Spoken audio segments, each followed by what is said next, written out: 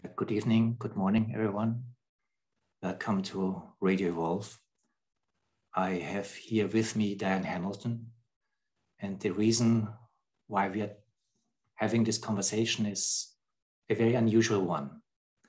It's that a very dear friend of us passed away, Terry Patton, who was a friend for many years, a spiritual teacher, a philosopher, integral activist. And he lived a very extraordinary life. And the way how he also made this transition had an impact on many people and also on me. And Diane, who was very close with him for many years and also in his last days. Diane, thank you for being willing to have this conversation about Terry. Terry was someone who had a very strong influence on my life, also my spiritual life. And I know that the two of you were friends for a long time. Would you want to start and just say a little bit about your relationship with Terry, who he was, what he stood for, what his life was about? There's so much to talk about Terry. Yeah. Well, Thomas, thank you for inviting me to dialogue with you. Our shared intention is to really honor his memory and to really affirm his legacy and hopefully, inspire people to really go more deeply even into his work, as you mentioned, the New Republic of the Heart, and to find ways for us to continue to participate in the things that matter to him. So I'm really happy to be here. I feel tender, of course, because as you said, I was very close to Terry. We met in 2004 at the Integral Institute at the original seminars that Ken invited us to. We were introduced by Jeff Salzman and we're part of the teaching team. And I think it was always Terry and I sat across from each other at the first dinner. There were probably a dozen or 15 people at this first dinner, and he and I sat across from one another, and just the memory I have is just how exuberant we felt and excited for this new possibility of working with Ken and working with these integral ideas. And we just, a lot of times at a dinner party or a gathering like that, you might have the experience of, being not as compelled in conversation. And with Terry, it was just, from the minute I met him, we talked absolutely nonstop that night. And I think we've talked nonstop ever since. So it's been a really durable friendship. Terry is a man who was absolutely full of life and brought himself forward in every dimension, mentally, emotionally, spiritually, physically. He was full on. I used to tease him and say that my nickname for him was Every Inch Alive because he was. And there's so much to explore together, but that's how we met in that context. The way I met Terry was also in a very particular way, and it was part of what our friendship was about, because it was the beginning of the end of my time in the Enlightened Next community. Mm-hmm. And there was this transition when the Enlightened Next community fell apart and our relationship to our teacher fell apart, where I had a lot of conversation with him. And he was a very dear friend in the time because he had a similar experience with his own teacher, Adidara. Yeah. And in that sense, we talked a lot about our respect, but also our difficulties.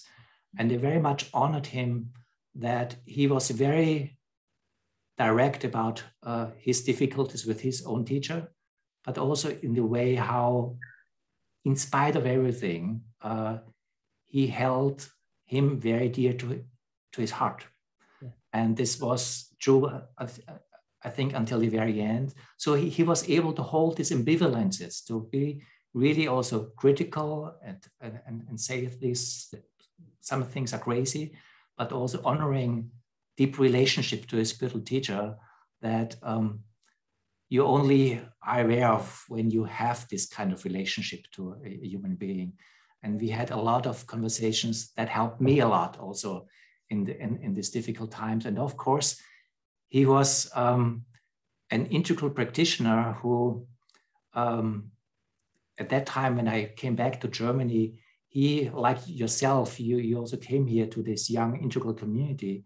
And he at that time developed the integral life practice as a new form of spiritual practice that got different forms right now. But he, co-writing this book together with Ken, was a real pioneer of a new way how we can experiment with spiritual practice in a way that is post-traditional, but also honoring traditional. And what touched me deeply was his relationship at that time, which I found at that time very courageous, because it was just something you don't necessarily do, his relationship to prayer. Okay, yeah. I remember one seminar that he did, in fact, here in Frankfurt, where I am right now, where he asked us, a group of 30 people, I don't know exactly what it was, to kind of experiment with prayer. And that's not something necessarily you do in a postmodern or metamodern spiritual practice. Right. And he was just very courageous and also forthcoming with his own relationship, in his words, with the second face of God, that made a big impact on me when I also went across this threshold and experimented with that, and also rediscovered something that I had buried in myself a little bit before. Mm-hmm. Well, he was quite an integralist spiritually, in the sense that Terry was, by his ethnicity, Jewish, at least partially. He was raised in a Christian intentional community in which social justice was their primary value.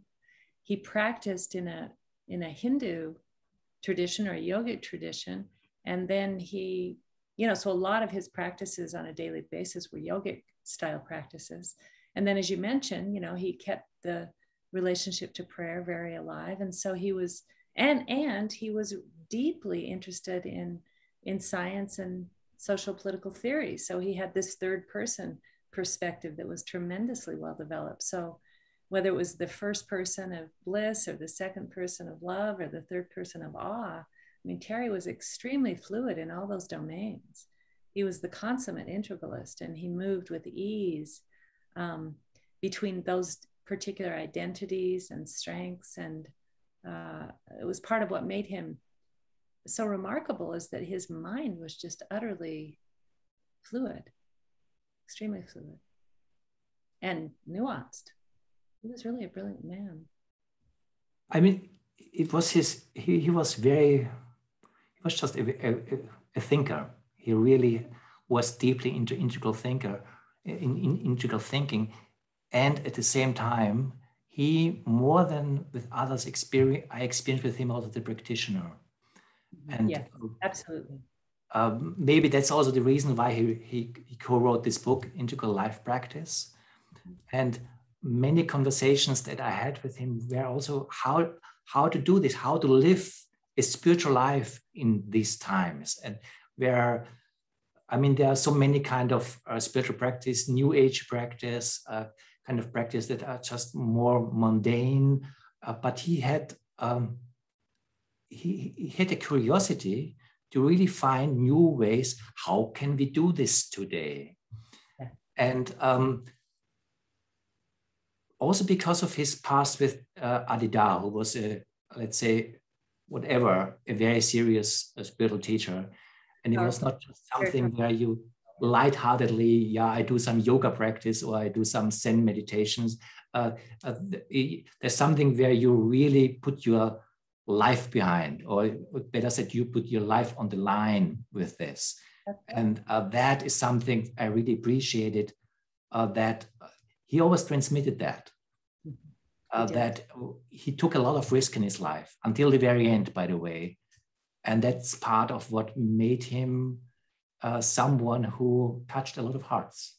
Yes, absolutely. And putting his life on the line, in the context in which you're talking about, both of you committed yourselves to a spiritual guide you know, you committed yourself to the community, you participated in that level of intensity and intimacy. For him, it was 15 years. And, you know, and basically submitted to the, you know, the protocols and the rigor and the expectations of being in that practice. So I think that point that you make about how much he really brought himself to the practice and to the inquiry. And the other thing that I observed in Terry over the years is he really just continuously availed himself to the community, meaning that he was willing to travel. He came to the opening of my Zen temple in Southern Utah. He and I did a vision quest together in Southern Utah for 9 days. He visited people in many different parts of the world that had integral communities and practices going on. And he just, I bet he was I bet he had the more touch points than about anybody in the entire community in terms of just the number of other communities he visited or shared with. He was really very generous in that way. It's interesting. I didn't think about that in the way you're telling the story. I'm just aware what an impact he had here in Germany. Because what you are just telling, that he had this touch points everywhere, he definitely had these touch points here. I really think that from the American integral community, there's hardly one who visited more often here and came to different events, did his own seminars, came to our conferences, and stayed with us. Yeah. We went hiking here, and we had a lot of very in-depth conversations about life, the meaning of life, the meaning of spiritual life in this time. And I know that he had this with several people here in the German spiritual community that I am very aware of. And it was kind of a strange moment, because when I heard about his passing, we had a half private seminar here in Frankfurt with some people who know him for many years. And he had this immediate impact when we heard about this, because everyone just knew him for so many years and in very different ways. And it was very obvious that he was part of us. Yeah. He was part of family, and he was one of the elders of the family. Absolutely. And you know, he also networked us to each other. So he went to Germany and spent time with you. And then when I would see him here in the States, he'd let me know how everyone was doing, or he'd give me deeper insight into the process, or he'd tell me that he just returned from somebody's seminar and they'd kind of been inquiring into this. And I mean, he was really very powerfully connected and helping the rest of us connect to each other. Mm-hmm. There's also something about Terry and the way he was able to be with his own passing speaks for that. But somehow, in my experience, that started much earlier. I was aware of his fragility as a person, because there are people that you love and you have a deep relationship with, but there's something where it's mainly a solidity that you're experiencing. With Terry, it was always, there was another side that he did not hide. There was a fragility in his humanness, and there was also his own suffering in that in a way that it was not pulling you down. It was just very much not avoiding this part of our human experience, that you could talk with him, that you could share with him. And one of the specific qualities of my relationship with Terry was also that this was part of our conversation and could be part of our conversation, and that he was able and willing to share his own dying process in this way. I find was part of already, in retrospect, part the way he was living. That our fragility, our vulnerability in our humanness. I also want to talk more about his interest in the fragility of our society and our civilization, because that was a big part of his work too. But that was part of how he touched me and how I think he came across to many people. Yeah, it reminds me of a memory that I have. There was a period of time where Terry was suffering from a rather extreme inner ear disturbance. I don't know if you happen to know during that time. Yeah, I did. And he and I went for a hike together when I was in the Bay Area at one point, and that disturbance, got provoked for some reason, and he got extremely dizzy. And it was so remarkable, just exactly as you were saying, the way in which he kind of submitted to it, to the point that at a certain point he had to lie down. And so I just sat with him probably for an hour, maybe an hour and 15 minutes while he coped with the dizziness, and then it subsided and we were able to return. But as you say, his willingness to be completely one with his own vulnerability in that moment, to make it really clear that he needed my support, but it was utterly free of anxiety. It was so easy to offer support, just by way of presence, really, because there wasn't much I could do except to be available, help him lie down, help him get up. But and the point that you're making about just how fully, as a part of his life, he just inhabited that. I understand that later, he told me recently that disturbance was healed by a spiritual healer at some point. Yeah, he went to visit a spiritual healer, and somehow that whole disturbance was resolved. I didn't know that. He just told me that recently. So, and then during his dying process, I think probably as time goes on, watching and being with Terry as he was dying is probably what will impress me the most about his life. I was actually on the phone with him, a couple of days before. He'd gone for a hike. Maybe some people have heard about this, but he'd gone for a hike with Roger Walsh and was really unable to get his breath. And Roger, who's an MD, said to him, you really need to get this checked out. A month ago, you had full capacity, and that your lung capacity is so diminished is really concerning. And so Terry went in on his birthday, April 1st, in the morning, and was tested, had an MRI or something on his lungs. And I was on a call with him at noon, and later that afternoon is when they diagnosed that he actually had lung cancer. And the cancer was not specifically lung cancer, but it was a cancer that had metastasized from another part of his body. Mm-hmm. So it was a different form of cancer, and not nearly as easily treatable because it was further along and it was a more aggressive kind of cancer. So that diagnosis was really, really hard. But from the very beginning, his ability to be very straightforward about his condition, to engage Western medicine with the treatment options, to receive all this many suggestions he got about alternative treatment, to be deeply grounded in his spiritual realization, and to ebb and flow with both the physical and the emotional suffering of it, was just remarkable. Just absolutely remarkable. One doesn't ever want to impose the idea that we have to die a so-called good death, but he did. It was just so touching. And he said two things that stuck with me that he repeated quite often. And the first was that he was committed to the preciousness of every moment. And the other thing he said was that his guru had instructed him that in dying, to surrender fully to the intelligence of the heart.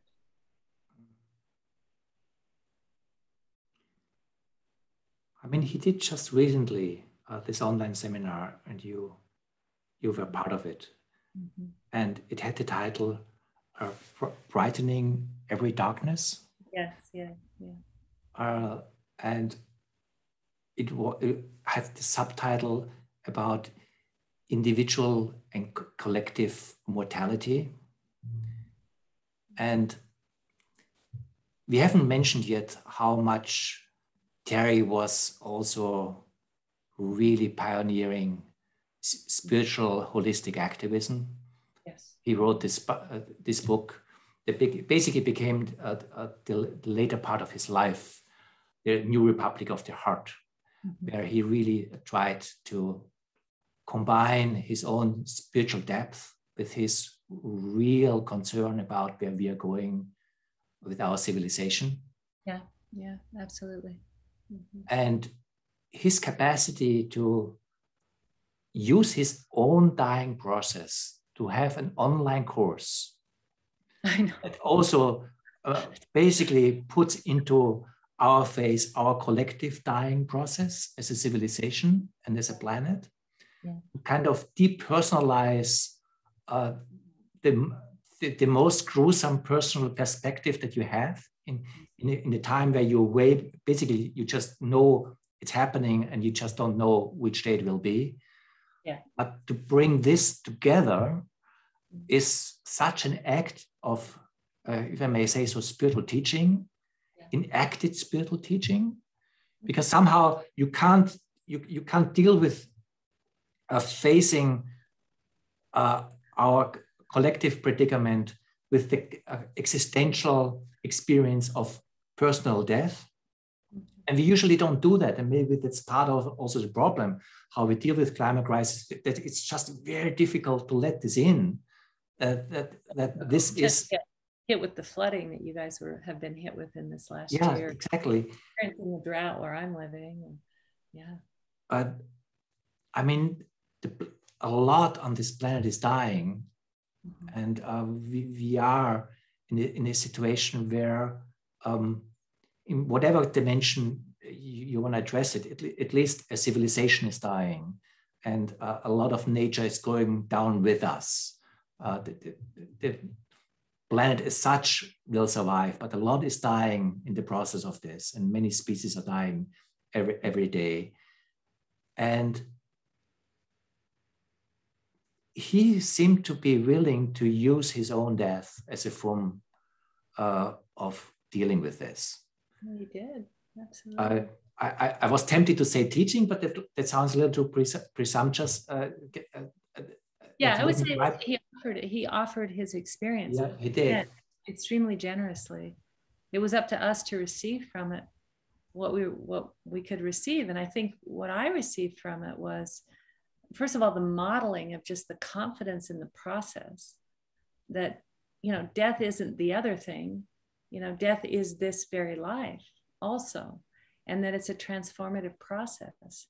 Terry was deeply grounded in the dimension of himself that's beyond coming and going, and filled with love, and he would use the word bliss.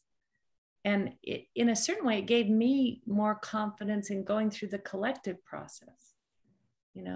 That it's also not other. It's completely just simply the other side of the abundance of life. That our planet's been through 6 major events in which there was just mass extinction, and life has reasserted itself every time, because life and death, are one thing. But Terry really embodied it. It's one thing to think about it in that way. It's another thing to really feel it and relax in that truth, So that's a lot of what I took away from it, was an opportunity to be less afraid of the changes we're going through. Because I'm super freaked out. I mean, that American politics are highly volatile and unstable. We're experiencing intense culture wars in politics and education. It's just really unsavory and difficult to experience the stress of it. And as we're already saying, the climate crisis is alive and well in the States. In fact, I kind of dreamed that there was a new map of the United States, and the whole western half was now desert. And the eastern half is really green and deluged with water and rain. So there's flooding. And that seems to be the trend. So watching him use his personal passing as you might say a micro macro experience, then it kind of challenged me to trust more what we're going through, not to be so afraid of change. And also this micro-macro relationship that you're touching on, just to in some way depersonalize your own process of dying, and the other, and let in personally our collective process of dying. And in the spirit of brightening this, because I heard from several people who were close to him in the last months, how much it transformed their life. Absolutely, yeah. I just was recently in London with Indra Adnan, who was also very close to him at that time. And that was just a couple of weeks ago. And she told me that this is was one of the most life-transforming experiencing being with him. That was while he was alive still, just the way how he was able to do that. Yeah, he really was. And I heard it from other people. So, and I'm talking about this quite a bit with many people, and just by being able to share a story like this, I know how he's affecting people's life, and how this is also an example which just it takes me into kind of it puts me on the line for myself, how living your life really matters and it makes a difference for other people, and how being in a way how he was brightening the darkest parts of reality just by the power of spirit is something that is political activism. Yeah, it is. It's easy to say that, and it's easy to kind of spiritual activism. It's all true, but he proved something for me. Yes, he did. I absolutely agree with you, Thomas. I agree with his friend that you just mentioned. I feel really affected, and I feel challenged to actually inhabit more fully what Terry was able to inhabit. I mean, he was amazing. He was really amazing. He would come home from the hospital having just learned that the chemo isn't working. And Jeff and Terry and I would hop on a phone call together, and he would share that he just had come back from Stanford, and the doctors had told him that, in fact, none of the chemotherapy was working. And we'd feel that for a moment. And then we'd start to talk about, what was happening in politics, or what was happening with Integral Friends or whatever. And the very next moment was just filled with life and filled with fullness. And he just did not miss a beat. It was really amazing, really amazing. I'm so happy that you're affirming that, because that was absolutely my experience of him. There was one other person I knew that I felt that way about, someone that was a student of Bhagwan Rajneesh's, and I went to visit him once in Holland, and he was absolutely radiant. He was in the last 2 weeks of his life, and he got up and sat and had tea with me and beamed, and then very quietly excused himself and went back to lie down. And Terry's the only other person besides him that I've really had an experience of how profound his dying process was, because he was given pretty much no hope the whole time, and yet was filled with light. And in fact, this is one of the reasons why I wanted to do this dialogue with you about him. Just simply, I really want to spread the word,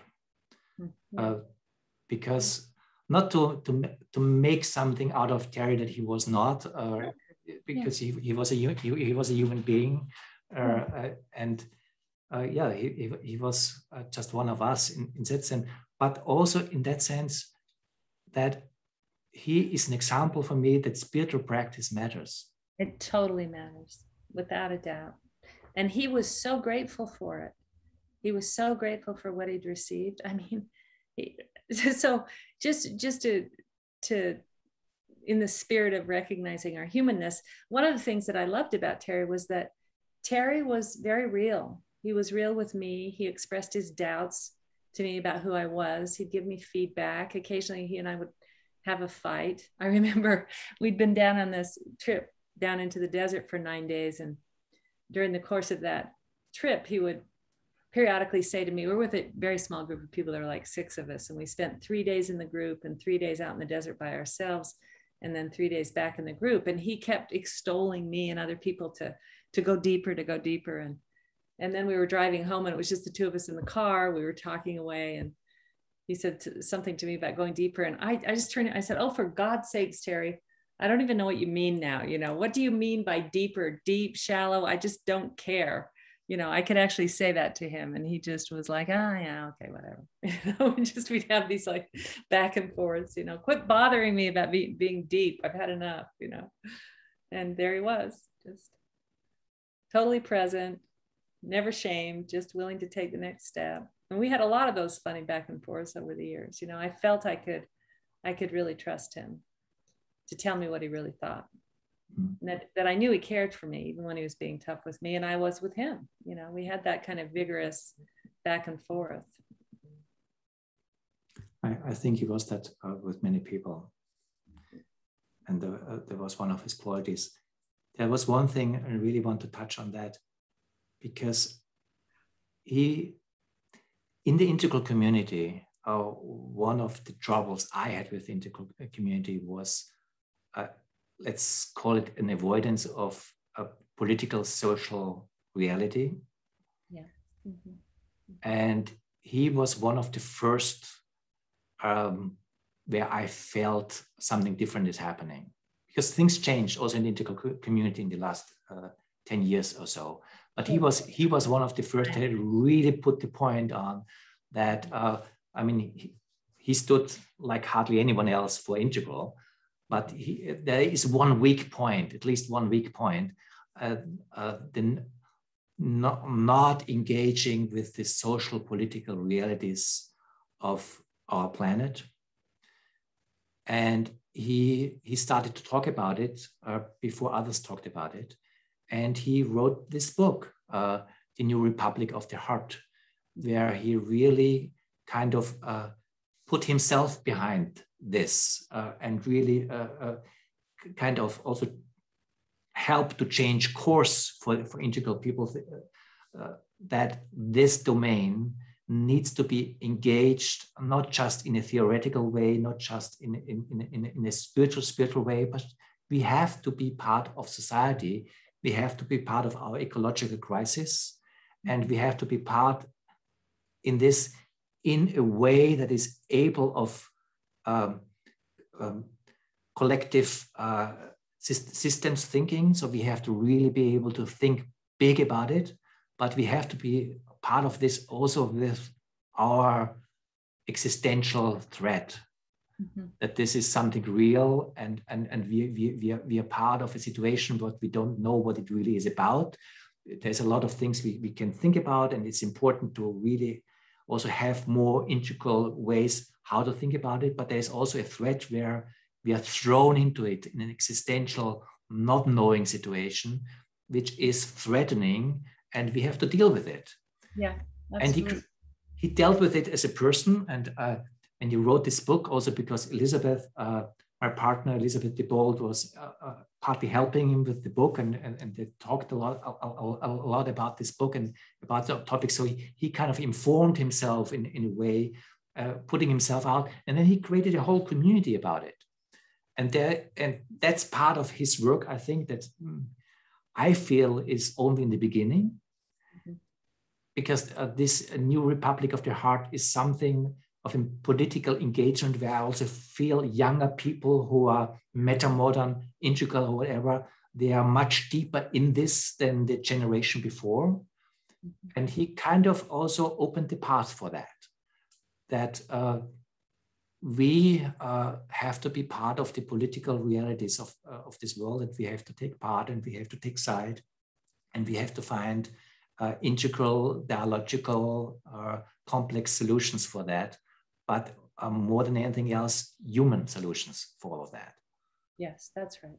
That's right. Well, you know, he and I would discuss this quite a lot. And I think the point that he was making and that you're trying to make is that to the extent that we regard the integral enterprise as personal development, we're actually really short-circuiting how it needs to be and is by its very nature a 4-quadrant affair. And what I would say to Terry is that Terry was especially gifted at taking these. He was especially gifted at thinking big picture. He was naturally a very systemic thinker. And as you pointed out already, he was an activist in the political realm and the environmental realm. But what I also encouraged him to do was not to underestimate the extent to which a lot of, certainly the people I know in the integral world, particularly as you're pointing out, the younger generations, how engaged they actually are. Now, they may not be so engaged in political campaigning. They may not be part of 350.org, but actually some of them are. I mean, probably in my own Sangha, I would say there are at least 6, if not 7 out of about 50 very committed students who are literally involved in sustainability initiatives related to climate, whether it's sea rise, whether it's recirculating energy, whether it's some of it is, you know, kind of grassroots community building type initiatives in Latin America. But the framing that allows us to see the coherence in our activity is really important, and the willingness to recognize the work that people are doing. Where I agree is to the extent that we think of it as individual spiritual evolution or personal emotional development or involvement, it isn't that. It's actually 4 quadrants, and in our conversations that needs to be affirmed. I completely agree. But I always wanted him to give a little more credit to the people I saw on the ground. Yeah, well, that makes sense. But you just put in a way that made me think about this in a way I haven't before, because in some way he was kind of pioneer of the personal integral development with this Integral Life program. Yeah, he was. At some point he stood for that, because at least here everybody was reading the book Integral Life Practice, and this was all about personal development and for the good. It really created something that's an important point. It's almost like the 2 books together are the whole picture. Yeah. New Republic of the Heart and Integral Life Practice. And I never saw it in this way, that basically he made this step from one to the other, or including both sides, or basically really working on the personal development, but then really putting the other book next to it that is so much beyond the personal development, or not denying the necessity of it. Basically, everything is founded on that, and his personal life to some degree is a proof of this, how these both dimensions are one. Yeah. And absolutely. That he made this transition, I never saw it this way, but it's exactly, he did one and then he added the other. And it's very important how both are needed. Because you also can talk the story the other way around, how there's so many political activists who basically desperately also need inner work in order to be able to do what we need to do on a collective scale. Yes, absolutely.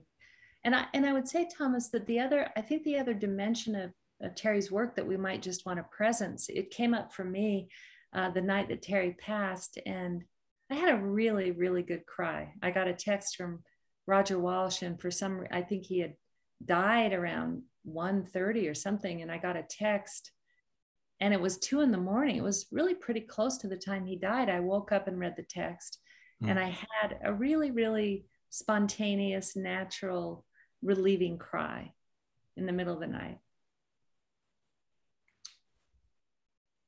And I thought to myself, you know, there's so much I'll miss, but talking to Terry was an absolute pleasure. And I felt met, I felt heard, I felt seen. He gave me feedback. And I also just learned so much from talking to him. And when I think about that series that he did with Beyond Awakening, all those interviews with all those many people, and to think that those are all still online, and that anytime I miss talking to Terry, I can actually listen to one of those Beyond Awakening. And I'm sure he was on your program. I mean, the fact that there's so many recordings of him in conversation is really comforting to me, because I want to continue to listen to him and think in the way he thinks. It's not something that I want to say goodbye to quite so quickly. you know, so I'm happy about that. So also the recording of The New Republic, I listened to it on Audible, which Oh, was, yeah. yeah. Just I was commuting to my retreat center in southern Utah during the summer, whatever year it came out, and rather than reading it, I listened to it on tape, so I heard it in his voice. I really feel him more present right now, because there's something also where the way how he dealt with his last human steps is something that will never leave me. And it also he put the line up very high, how to do this. So somehow, if I may say so, I feel challenged also by him. Yeah. Because it's not easy to meet that what he did, and to see how important this is, and how important just a life lived in this deep way, how it really makes a difference. That really gives me also hope for how we can develop a spiritual culture in this difficult time. Yeah, that's right. Because maybe and, also in a certain way continue the integral project. You know, Terry never lost faith. He never lost any faith in the integral project, and he always was committed and loyal to the people who were part of it. So our community is here. We just need to grow it and continue to deepen it. Yeah.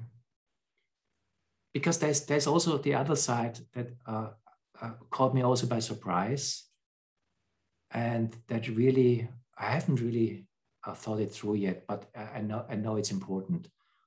That Terry was dying in community, in a worldwide way. I mean, there were people having a prayer vigil online for him in the last days. There was something happening that also only technology makes possible, but which I don't really understand this yet, but I know that something is happening. He opened something, or at least something became visible for me, let's put it that way, of a new way of being together, in living meaningful lives together, and holding also each other in the depth that is beyond what the traditions did, because traditions did that.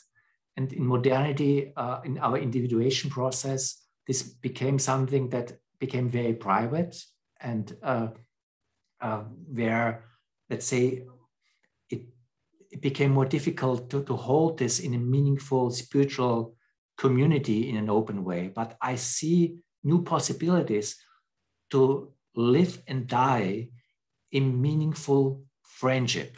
Let's put it that way.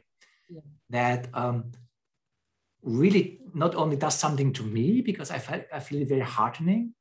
I feel this has the potential to do something to society, to culture, that we can do that we can cultivate that. Where I feel, wow, we need more of this, because it gives so many people I'm talking to about this. I see how they are lightening up. Yeah. People who don't even know Terry, but I'm just telling the story as I know it, as I understand it, and I know it has an effect. It has a powerful effect because it happened. It's possible, which means a spiritual life is possible with all the difficulties and all the kind of ups and downs and impossible situations that are part of this. But it's possible, and we can do this together. And this means something also for our time, for our culture, and how we create something deep, connected to the sacred, however you want to call it, in a secular time that we are living in. And there are new openings that I haven't been aware of, and I'm grateful for that it's proven now that things are possible, and we should work with this because it's important. Yeah, it's fundamental. And I also was really, really moved by the outpouring of support. I mean, Roger's care for him and getting him to the doctor, Deborah, his former wife who just stepped up. And not only did she make sure that he was cared for, she communicated that. She put up that Caring Bridge website that could keep us updated. You know, Namali held a prayer vigil. The Adida community held that 3-day vigil in his home. And this conversation that you're hosting right now, where you're just really wanting to acknowledge someone who had such impact and participate, as you're saying, in this ritual, really, of honoring and his memory and affirming his legacy. This conversation is part of that as well. And I love the idea that it's going to be shared with other people in your community so that they can be part of this as well. So I'm really with you. I think there are challenges in it, of course. You know, we love our autonomy. We're deeply, entrained in the States into the myth of autonomy, but it creates loneliness and separation. And we don't quite know how to relax and really come together. I mean, both you and Terry had in common your willingness to make a commitment to an enterprise of spiritual engagement, spiritual evolution, spiritual development. That's part of what's required for us to be able to come together as communities. We have to be willing to commit. And that means going through and learning from all the struggles and the challenges that come about. It's really easy to kind of separate when we're displeased or disappointed or, offended, you might say. So if it is really an important capacity for us, we've got to learn how to deal with the challenges of one another, not be quite so fussy in some ways. We have to be more willing to engage the difficulty. At least in the States, I feel like it's too easy to now just go do your own thing because something didn't meet your expectations. But somehow it feels also that the culture is starting to go beyond this, that we are very aware of the limitation of this, and we don't know really how to do this. Yeah. In that sense, I think this was also a lesson for us, how Terry did it. And just simply also because we come to the end of our time here, one reason why I invited you is I'm grateful for Terry's life, period. And I want to share this because the way he did it, I'm grateful for. And that's a lot one human being can give. And yeah, thank you, Terry, for that. Yeah, thank you so much, Terry. And I'm grateful to you and Elizabeth. I'm grateful for how connected you feel to him and how much the two of you commit to your spiritual depth in different forms, and that it's not separate from your considerations of culture. Yeah. So thank you to you too, and thank you to Elizabeth. It is just simply that we are together in this, and I appreciate it very much to have the chance to talk with you about Terry. Thank you, Diane. Thank you, Thomas. Thank you.